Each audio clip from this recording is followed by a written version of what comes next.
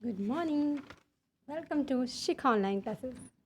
Today I am going to take up in detail 8 part of speech and these are the basic learning for English class. So guys, आज हम start करते हैं conjunction के बारे में. What is conjunction?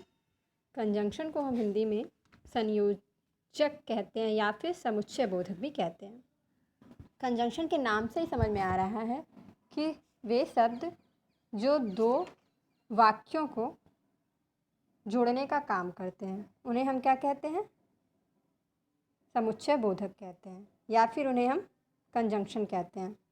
तो देखिए, समुच्चय बोधक यह वह शब्द है जो बीच में आकर के दो शब्दों या वाक्यों को जोड़ते हैं. उसे कंजंक्शन या समुच्चय बोधक कहते हैं. जैसे और, या, किंतु, परंतु, इसलिए आदि. यानी कि जब भी दो शब्द हो, कम से कम दो शब्द हो, ज़्यादा भी हो सकते हैं, लेकिन जब भी कम से कम दो शब्द हो तो उन्हें जोड़ने का जो काम करता है उन्हें ही हम क्या कहते हैं? कंजंक्शन कहते हैं. इसकी डिफिनीशन है guys, conjunction is the word that join two word or sentences is called conjunction. फिर से देखिए, conjunction is the word that join two word or sentences is called conjunction. For example मैंने आपको बता दिया, एंड, और, but, therefore, etcetera. यानी कि आपको नाम से ही पता चल जा रहा है कि जो शब्द कम से कम दो शब्द को जोड़ते हैं, जोड़ने के लिए क्या करते हैं? जोड़ते वही कैसे जोड़ेंगे? जब वाक्य में आपने दो शब्द को लिख दिया और जो बीच में जोड़ने का काम कर रहा है वही आपका क्या कहलाता है? कंजंक्शन कहलाता है. या फिर हम इसकी एक डिफिनेशन और लिख सकते हैं, a conjunction is a joining word that join two word, phrases और सेंटेंसेस. तो बात करते हैं गाइस अब हम इनके टाइप्स के बारे में. Conjunction are 3 types. कंजंक्शन कितने प्रकार के होते हैं? समुच्चय बोधक जो होते हैं वो आपके 3 टाइप्स के होते हैं. There are 3 types. ओके, जिसका नेम है coordinating conjunction, correlative conjunction, and जो थर्ड है उसको हम कहते हैं सब ऑर्डिनेटिंग कंजंक्शन. तो गाइस हम वन बाय वन अब तीनों के बारे में आपको डिटेल समझाएंगे विथ एग्जाम्पल, और उसके एग्जाम्पल को आपको सेंटेंस में पुट करके भी दिखाएंगे. तो गाइस अगर आपको हमारा ये वीडियो अच्छा लग रहा है तो हमारी इस वीडियो को लाइक कीजिए और सब्सक्राइब भी कीजिए ताकि मैं आपको हर रोज़ एक नया वीडियो भेज सकूं. तो गाइस अब हम स्टार्ट करते हैं कंजंक्शन के टाइप में. फर्स्ट टाइप कोऑर्डिनेटिंग कंजंक्शन, उसके बारे में हम आपको बताएंगे. तो देखिए गाइस, कोऑर्डिनेटिंग कंजंक्शन क्या होता है? Coordinating conjunction also called coordinator. They join two clauses और सेंटेंसेस फॉर इक्वल इम्पोर्टेंस. फिर से देखिए, also called coordinator, they join two clauses और सेंटेंसेस ऑफ इक्वल इम्पोर्टेंस. इसकी हिंदी हम जानेंगे गाइस. इधर देखिए, इसको हम हिंदी में कहते हैं समन्वय संयोजक, जिसको हम हिंदी में कहते हैं समन्वय संयोजक. दो समान स्तर या स्वतंत्र के दो वाक्यों को जोड़ने वाले समुच्चय बोधक शब्द को समन्वय संयोजक कोऑर्डिनेटिंग कंजंक्शन कहते हैं. तो गाइस अब हम कैसे जानेंगे कि दो वाक्यों को जोड़ने का काम कौन कौन करता है, क्या क्या रहेगा, तो हम पहचान जाएंगे कि ये कोऑर्डिनेटिंग कंजंक्शन है या नहीं है. तो गाइस की हिंदी देखिए, जैसे समन्वय संयोजन के शब्द हैं जैसे के लिए, और, न, लेकिन, या, फिर भी, इसलिए, जैसा कि, ये सारे शब्द आपके क्या हैं? कोऑर्डिनेटिंग कंजंक्शन के एग्जाम्पल हैं. तो गाइज अभी आपको एग्जाम्पल देख के क्लियर नहीं हुआ होगा, तो हम इन एग्जाम्पल को सेंटेंस के अकॉर्डिंग रख के आपको समझाएंगे. जैसे मैंने लिख दिया, मैं बाज़ार में ख़रीदारी करूँगा. ये आपका फर्स्ट सेंटेंस हो गया, राइट. फिर मैंने सेकेंडली लिखा, मैं बाज़ार में पिज्ज़ा खाऊँगा. तो ये आपका दूसरा वाक्य है, ये आपका सेकंड सेंटेंस है. अब इन दोनों सेंटेंस को अगर हमें एक साथ एक सेंटेंस बनाना है जोड़ के, तो हम कैसे बनाएंगे? तो हम लिखेंगे मैं बाज़ार में ख़रीदारी करूँगा और पिज़्ज़ा खाऊँगा, यानी कि एक ही साथ में दोनों काम कर लूँगा। तो ये जो आपका बीच में और ऐड हुआ है, जो आपका कंजंक्शन का काम कर रहा है, और वही आपका क्या हुआ? Coordinating conjunction. तो गाइस इसका हम इंग्लिश कर देते हैं ट्रांसलेट। मैं बाज़ार में ख़रीदारी करूँगा, इसका ट्रांसलेशन आपका हो गया I will shop in the market. Secondly है मैं बाज़ार में पिज़्ज़ा खाऊँगा, यानी कि इसकी ट्रांसलेशन हो गया आपका I will eat pizza in the market. And जब इसको हम कोऑर्डिनेटिंग कंजंक्शन बनाएंगे तो ये हो जाएगा I will shop and eat pizza in the market. तो गाइस अगर इस एग्ज़ाम्पल से आपको क्लियर नहीं हुआ है तो मैं आपको दूसरा एग्ज़ाम्पल करके दिखाती हूँ। जैसे मैंने लिखा मुझे घूमना पसंद है लेकिन बस से घूमना करना पसंद नहीं है, यानी कि यहाँ पे जो आपका लेकिन लिखा हुआ है, जो बोल्ड लेटर में आपका लेकिन लिखा हुआ है, वो लेकिन आपका क्या हुआ? कोऑर्डिनेटिंग कंजंक्शन हुआ, यानी कि I like travelling but do not like to travel by bus. Then ये जो आपका बट है वही आपका कोऑर्डिनेटिंग कंजंक्शन है। और इसी तरह से मैंने आपको सेंटेंस बना के भी दिखा दिया। आई होप अब आपको कोऑर्डिनेटिंग कंजंक्शन क्लियर हो गया होगा। तो गाइस बस समझ लीजिए, जहाँ भी आपका एंड, नाइदर, नॉर, बट, और, येट, शो एट्सेट्रा इस तरह से हो, जब भी दो वाक्यों को एक साथ मिला के लिखना हो और इसमें हमें ये जोड़ना हो एंड, नाइदर, नॉर, बट, और, येट, सो, तो वो आपका क्या हो जाएगा? कोऑर्डिनेटिंग कंजंक्शन हो जाएगा। तो गाइस हम सेकेंडली बात करते हैं। ये तो आपका कोऑर्डिनेटिंग कंजंक्शन क्लियर हो गया। अब हम बात करते हैं कोरिलेटिव कंजंक्शन की। Pair of word which join sentences or equal classes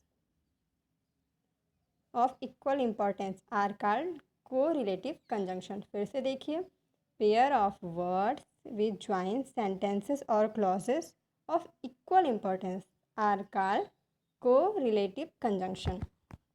हम कोरिलेटिव कंजंक्शन आपको बताते हैं गाइस। इसका एग्जाम्पल है either, or, not only, but, also, neither, both, and, whether. इस तरह से जब भी आपका हो आइदर लगा हो, जहाँ पे जिस एग्जाम्पल में नाइदर हो, बोथ हो, वेयर हो, एज हो, much, no sooner, than, rather than, इस तरह का जब भी एग्जाम्पल दिया हो तो आप समझ जाइएगा कि ये आपका कोरिलेटिव कंजंक्शन के एग्जाम्पल हैं। तो गाइस अब हम इसकी हिंदी देखते हैं, तो समझते हैं ध्यान से। कोरिलेटिव कंजंक्शन होता क्या है, इसका एग्जाम्पल देखिए। सुनने के लिए न केवल सुनना लेकिन समझना भी ज़रूरी है। तो गाइस यहाँ पे हम इसकी इंग्लिश को ट्रांसलेट करते हैं, इंग्लिश में ट्रांसलेशन करते हैं इसका। In order to learn, you must not only listen closely but also understand. Guys यहाँ पे जो आपका बट आल्सो आ गया, मैंने एग्जांपल में ही आपको बताया था कि जब भी बट आल्सो आ जाएगा तो आप समझ जाइएगा कि ये आपका कोरिलेटिव कंजंक्शन के एग्जांपल है। तो गाइस इसकी इंग्लिश हो गई, in order to learn you must not only listen closely but also understand. तो यहाँ पे जो आपका बट आल्सो है वही आपका, ये बट आल्सो ही आपका क्या हो गया? ये बट आल्सो ही आपका बट आल्सो ही आपका जो है यहाँ पे कोरिलेटिव कंजंक्शन है। सेकेंडली मैं आपको बता दूँ, सेकेंड एग्जांपल ध्यान से देखिए। बॉस जानना चाहते हैं कि मीटिंग में तुम जाओगे या मैं। तो इसको इंग्लिश में हम ट्रांसलेट करते हैं, boss want to know whether you will go for the meeting और आई। यानी कि यहाँ पे जो आपका और लग गया, देखने से समझ में आ रहा है, मैंने एग्जांपल में दिखाया था आइदर या और, तो देन यहाँ पे और लग गया तो हम समझ जाएंगे कि ये आपका कोरिलेटिव कंजंक्शन का एग्जांपल है। तो इस तरह से मैंने आपको दो कंजंक्शन बता दिए अच्छे से। फर्स्टली मैंने आपको बताया यहाँ पे कोऑर्डिनेटिंग कंजंक्शन, और सेकंड मैंने आपको बताया कोरिलेटिव कंजंक्शन। अब बात करेंगे हम जो थर्ड जो थर्ड कंजंक्शन है उसको मैंने आपको बताया, उसको कहते हैं subordinating conjunction. What is सब ऑर्डिनेटिंग कंजंक्शन? ये क्या है? ये होता है आल्सो कॉल्ड सब ऑर्डिनेटर। इसको हम सब ऑर्डिनेटर भी कहते हैं। They join an independent clause with a depend clause, यानी कि इसकी हिंदी हम आपको बता देते हैं, फिर से देखिए। ऑल्सो कॉल्ड सब ordinate, they join an independent clause with a depend clause. तो गाइस इसको देखिए आप, इसको कहते हैं गौर संयोजक। सब ऑर्डिनेटिंग कंजंक्शन को हम बोलते हैं हिंदी में गौर संयोजक। तो इसकी हिंदी आप देखिए, इस प्रकार के संयोजक में इसमें एक स्वतंत्र वाक्य और एक वाक्यांश को जोड़ते हैं, उन्हें हम गौर संयोजक या सब ऑर्डिनेटिंग कंजंक्शन कहते हैं। तो आपको समझ में आया होगा कि क्या करते हैं हम, इसमें एक स्वतंत्र वाक्य और एक वाक्यांश को जोड़ते हैं। तो इस तरह से देखिए, इसके एग्जाम्पल हैं after, as, for as, as if, as long as as soon, as कि स्टार्टिंग में भी एज है आपका और लास्ट में भी एज है। जब ये पोजीशन आएगी, क्योंकि ये पोजीशन किसी और में नहीं थी, उन दोनों कंजंक्शन में ऐसा नहीं दिया हुआ था कि एज सून एज, बट यहाँ पे स्टार्ट में भी एज है और लास्ट में भी एज है। तो ऐसा तो सिर्फ इसी कंजंक्शन में हुआ है, तो इससे हम समझ जाएंगे कि ये आपका सब ऑर्डिनेटिंग कंजंक्शन का एग्जाम्पल है। और भी बाद में दिया हुआ है because, before, even, if, every, time. यहाँ पे टाइम भी दिया रहेगा। जब किसी टाइम की बात हो तो आप समझ जाइएगा कि सब ऑर्डिनेटिंग कंजंक्शन है। Since, though, so that, then, मतलब ढेर सारे एग्जाम्पल हैं, बस आपको कुछ एग्जाम्पल ही याद करने हैं। अनटिल भी है, व्हेन, व्हेनेवर, और क्या है, व्हेन, वेयर, इवर, वाइल। तो ये सब आपका सब ऑर्डिनेटिंग कंजंक्शन के एग्जाम्पल। तो गाइज़ ये तो बात हो गई आपके सब ऑर्डिनेटिंग कंजंक्शन के एग्जाम्पल की। अब हम बात करते हैं इन एग्जाम्पलों को हम एक सेंटेंस में रख के देखते हैं। नहीं समझ में आएगा तो हम दो सेंटेंस में रख के देखेंगे। गाइज़ आपको इतना एग्जाम्पल मैं बताऊँगी कि आप धीरे धीरे ज़रूर समझ जाएंगे कि ये क्या हो रहा है, कौन सा एग्जाम्पल मतलब किस कंजंक्शन का है। तो देखिए, फर्स्टली आप देखिए, अगर आप वहाँ जाना चाहते हैं तो आप जा सकते हैं। तो मैंने यहाँ बताया ही था आपको, इसमें पहले ही लिखा हुआ if you want to go there you can go. तो आपको दिख रहा होगा इफ़ पहले ही दिख गया, तो यानी इफ़ जब इफ़ किसी और में लगेगा नहीं, तो ये जो आपका बोल्ड लेटर इफ़ लिखा हुआ है, जो गाढ़े वर्ड हैं इफ़, वही आपका क्या होगा यहाँ पे सब ऑर्डिनेटिंग कंजंक्शन हो गया। सेकेंडली हम बात करते हैं, जब मैं वहाँ गया तो मैंने एक सुंदर फूल देखा। देन व्हेन, मैंने आपको बताया था कि इसमें क्या होता है, आपका व्हेन भी आएगा। तो ये जब व्हेन एग्जाम्पल में आ गया तो ये भी आपका सब ऑर्डिनेटिंग कंजंक्शन है, यानी कि when I went there I saw a beautiful flower. तो ये भी आपका बता दिया सब ऑर्डिनेटिंग कंजंक्शन है, गौर संयोजक।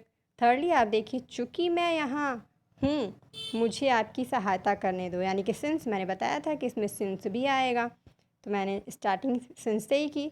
तो since I am here let me help you, यानी कि जो आपका सिंस है वो आपका सब ऑर्डिनेटिंग कंजंक्शन है।